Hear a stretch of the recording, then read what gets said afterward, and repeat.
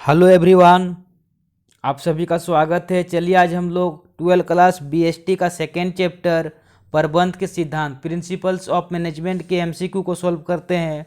और इस बार एग्जाम में एमसीक्यू आ रहा है तो वेरी इंपॉर्टेंट है। सारे एमसीक्यू को हम लोग इस प्रकार से पढ़ेंगे ताकि क्वेश्चन अगर आए तो यहीं से आए। क्वेश्चन आप लोगों को यहीं से देखने को मिलेगा, डायरेक्ट देखने को मिलेगा।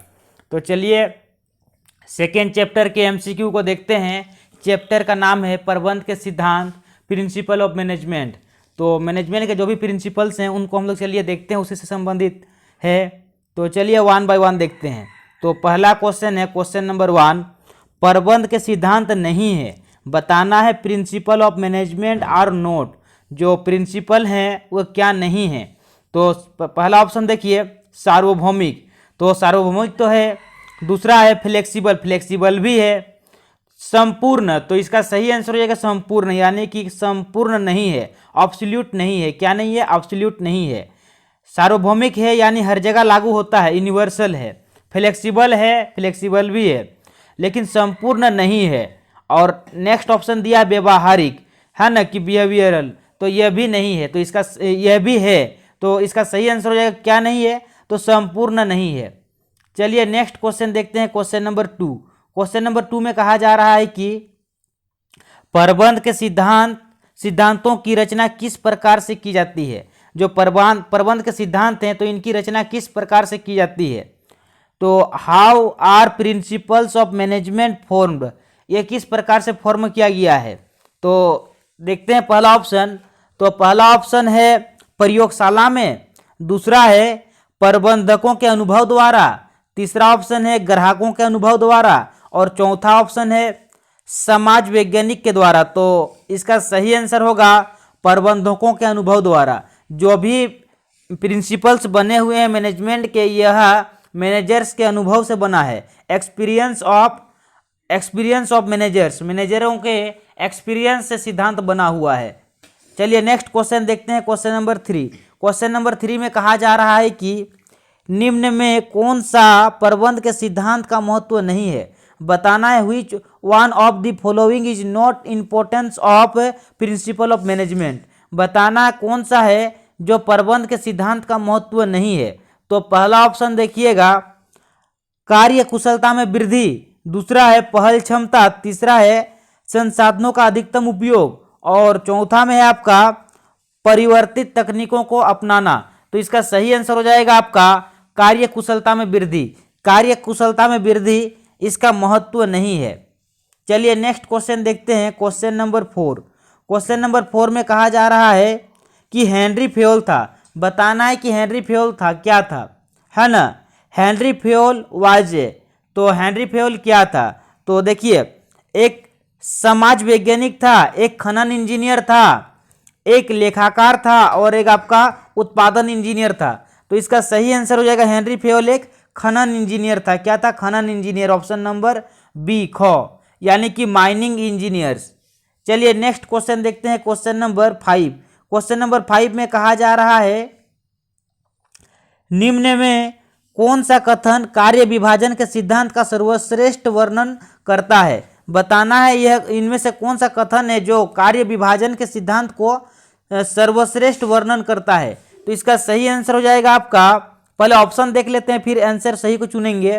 तो देखिए पहला ऑप्शन में क्या कहा जा रहा है कि कार्य को छोटे छोटे भागों में बांटना चाहिए, दूसरा है कि श्रम का विभाजन करना चाहिए, तीसरा है कि संसाधनों को कार्य में विभाजित करना चाहिए, और चौथा कहा जा रहा है कि इससे विशिष्टीकरण होता है। तो इसका सही आंसर हो जाएगा आपका कि संसाधनों को कार्य में विभाजित करना चाहिए। आपके पास जो भी संसाधन अवेलेबल है, जो भी रिसोर्सेस आपके सामने है, उसको आप छोटे छोटे उसके कार्यों में बांटिए। क्या कीजिए? संसाधनों को कार्य के हिसाब से बांट दीजिए।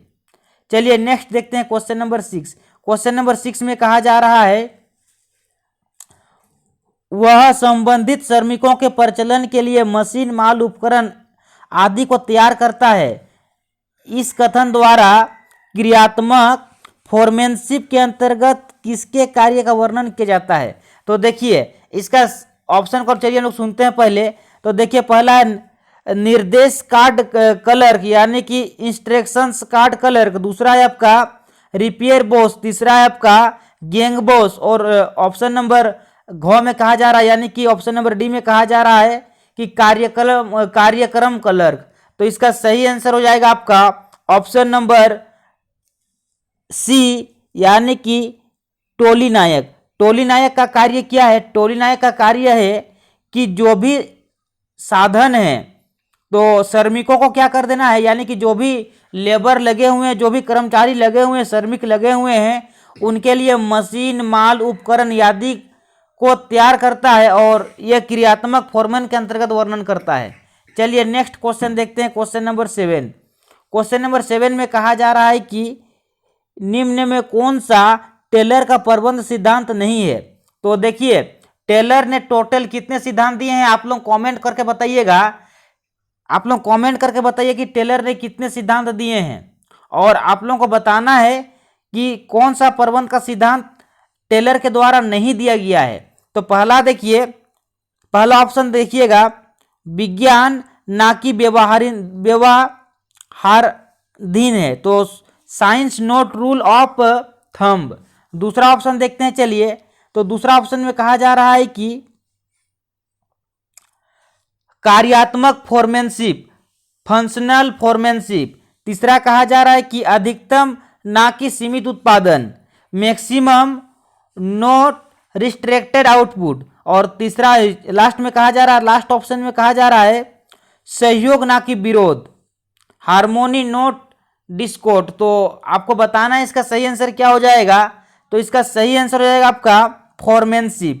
ये जो फंक्शनल फोरमैनशिप है, यह फोरमैनशिप जो है यह आपका टेलर के द्वारा नहीं दिया गया है। इसका सही आंसर हो जाएगा आपका ऑप्शन नंबर ख, कार्यात्मक फोरमैनशिप। यह टेलर के द्वारा यह सिद्धांत नहीं दिया गया है, बाकी सिद्धांत टेलर के द्वारा दिया गया है, जितना भी दिया हुआ है। तो मेरे प्यारे दोस्तों, आप लोग टेलर के सिद्धांतों को एक बार पढ़ लीजिएगा, और मैं पढ़ाऊंगा भी आप लोगों को। चलिए नेक्स्ट क्वेश्चन देखते हैं, क्वेश्चन नंबर 8। क्वेश्चन नंबर 8 में क्या कहा जा रहा है कि जरा गौर फरमाइएगा, क्वेश्चन नंबर 8 में क्या कहा जा रहा है। किसी कार्य को करने के लिए प्रबंध को एक सर्वश्रेष्ठ मार्ग ढूंढना चाहिए। यह बिल्कुल सही बात है। किसी भी काम को करने के लिए जो प्रबंध है, जो भी मैनेजर है, उसको एक सर्वश्रेष्ठ मार्ग ढूंढना चाहिए।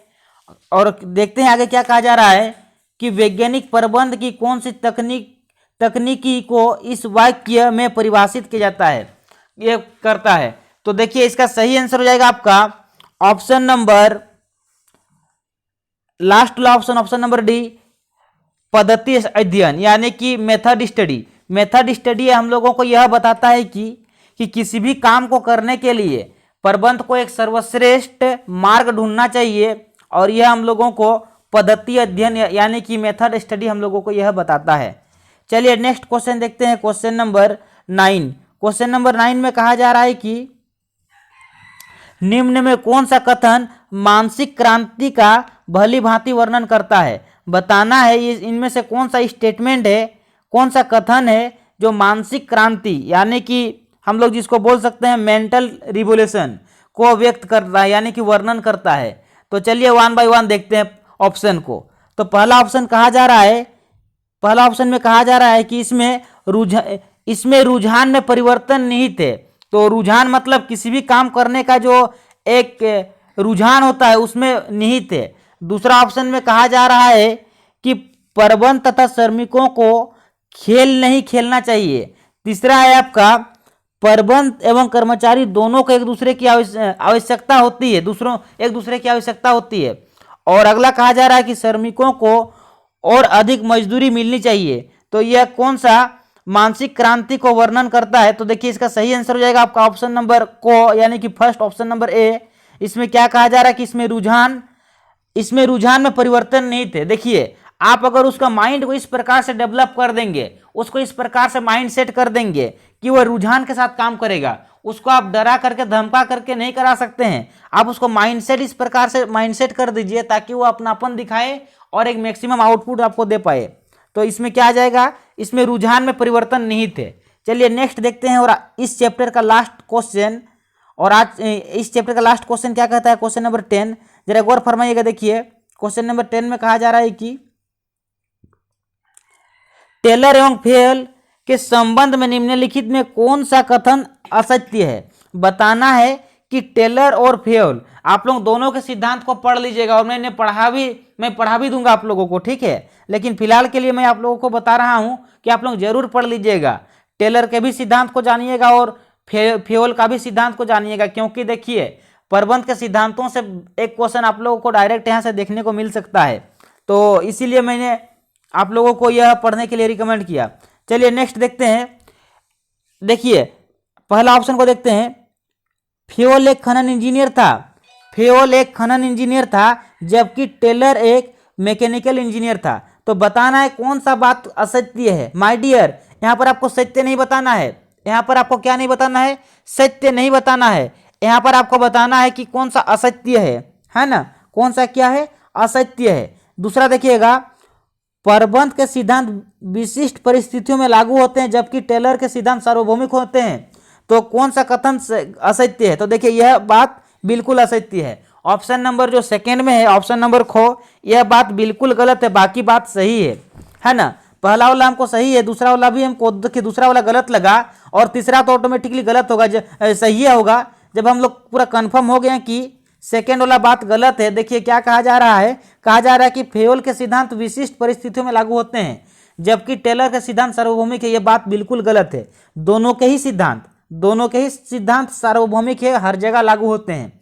तो हम कैसे कह सकते हैं कि नहीं कि फेयोल के सिद्धांत विशिष्ट परिस्थितियों में लागू होते हैं, बिल्कुल गलत बात है कि दोनों के सिद्धांत सार्वभौमिक हैं, दोनों के सिद्धांत हर जगह लागू होते हैं, है ना। तो यह स्टेटमेंट गलत है और हम लोगों को गलत ही ढूंढना था, तो हम लोग इसको टिक मार दिए। अब चलिए ऑप्शन जानने के लिए थोड़ा सा हम लोग पढ़ लेते हैं अगला ऑप्शन को भी। फेयोल के सिद्धांत की रचना व्यक्तिगत अनुभव द्वारा हुई है जबकि टेलर के सिद्धांत की रचना परीक्षण द्वारा हुई है। बात तो सही है। अगला देखिए, फेयोल के सिद्धांत प्रबंध के शीर्ष स्तर पर लागू होते हैं जबकि टेलर के सिद्धांत कारखानों में उत्पादन कार्य पर लागू होते हैं। यह बात भी सही है। यानी कि कौन सा बात गलत है, तो ऑप्शन नंबर खो गलत है और हम लोग को गलत ही ढूंढना चाहिए था। इसमें क्या ढूंढना था, असत्य को ही ढूंढना था। देखिए आप लोग इस बात को जरूर देखिए, असत्य ही ढूंढना था। तो इस प्रकार से हम लोग इस चैप्टर के जितने भी एमसीक्यू हैं सारे के सारे एमसीक्यू को कर लिए। मेरे प्यारे दोस्तों, इस वीडियो को आप लोग 2-4 दिन बाद और एक बार देखिए और नोट कॉपी में नोट जरूर कीजिए, ताकि जब अपने हाथों से आप लोग नोट बनाएंगे तो आप लोगों का दिमाग में पूरा घुस जाएगा। तो मेरे प्यारे दोस्तों, नोट जरूर बनाइए और इस वीडियो को 2-4 दिन बाद और एक बार देखिए, ताकि इस चैप्टर के एमसीक्यू आप लोगों को पूरा कॉन्सेप्ट क्लियर हो जाए, समझ में आ जाए। तो मेरे प्यारे दोस्तों, हम लोग इस चैनल में कॉमर्स के सारे सब्जेक्ट को डिटेल में पढ़ रहे हैं, तो आप लोग इस चैनल में जुड़ करके हर एक सब्जेक्ट को कंप्लीट सिलेबस अपना समय से पहले कंप्लीट कर सकते हैं। तो मेरे प्यारे दोस्तों, अगर वीडियो अच्छा लगा तो वीडियो को लाइक कीजिए और चैनल में अगर नए हैं तो सब्सक्राइब कीजिए और रेगुलर जुड़िए, क्योंकि हम लोग रेगुलर इसमें कुछ ना कुछ आप लोगों को पढ़ा रहे हैं और इस प्रकार से पढ़ा रहे हैं कि एग्जाम से पहले आप लोगों का सिलेबस कंप्लीट हो जाए। मेरे प्यारे दोस्तों, मिलते हैं अगला वीडियो में। आप लोग घर में सुरक्षित रहें और अपनी तैयारी को बुलंद करते रहें। धन्यवाद।